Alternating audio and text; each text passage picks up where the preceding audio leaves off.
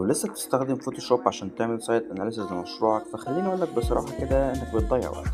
النهاردة هوريك ازاي تعمل سايت اناليسيز كامل بالاي اي وبطريقة سهلة وبسيطة وأداة محدش يتوقعها. أول حاجة عملتها دخلت على جوجل ايرث عشان أحدد اللوكيشن بتاع المشروع بتاعي. خلينا نفترض إن المشروع مثلا موجود في العاصمة الإدارية.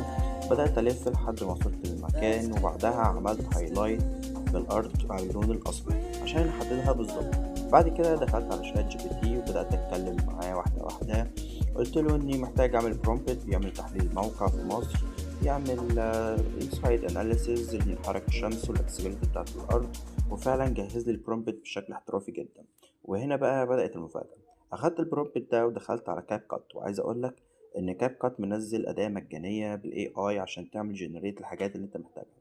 فرفعت الصورة اللي خدتها من جوجل ايرث وعملت بيست البرومبت وسبت الاي اي يشتغل. النتيجة سايت اناليسيز نظيف مفهوم واحترافي من غير فوتوشوب ومن غير وجع دماغ، وفي وقت قليل بكتير جدا.